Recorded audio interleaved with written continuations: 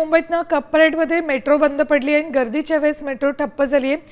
Metro बंद पडल्यामुळे प्रवाशांचे हाल होत आहेत आणि गर्दीच्या वेळेलाच मेट्रोमध्ये तांत्रिक बिघाड झाला आहे बहुधा, त्यामुळे ती बंद पडली आहे।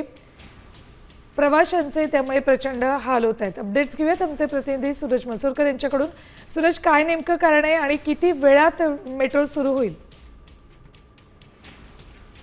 जी वेळ आहे ती कार्यालयीन वेळ आहे। प्रत्येक जे नागरिक आहेत आपल्या कामावर जाण्यासाठी निघत असतात आणि मेट्रो जी आहे ती खूप महत्त्वाची मानली जाते, कारण मुंबईच्या ट्रॅफिकच्या समस्यांना घेऊन मेट्रो जी आहे ती खूप महत्त्वाची मानली जाते। मात्र आता जे आहे कप्परेट या ठिकाणी जी आहे ती मेट्रो जी आहे ती काही तांत्रिक बिघाडामुळे जी आहे ती बंद पडलेली आहे आणि त्यामुळे या सर्वांचा फटका जो आहे तो मुंबईकरांना बसत आहे। आपण जर का पाहिलं तर मुंबईकर जे आहेत ते मेट्रोचा सर्वाधिक वापर जो आहे तर ट्रॅफिकच्या समस्यांना सुटण्यासाठी त्यासाठी मेट्रोचा वापर करत असतात। मात्र कप्परेट आता तांत्रिक बिघाडामुळे जे आहे ती मेट्रो जी आहे ती मागच्या काही 10 ते 15 मिनिटांपासून बंद पडलेली आहे। मात्र आता अजून तरी हे कारण कळलेलं नाहीये की काय नेमकं बिघाड झालेला आहे आणि आता कधीपर्यंत। सूरज, धन्यवाद संपूर्ण माहितीसाठी।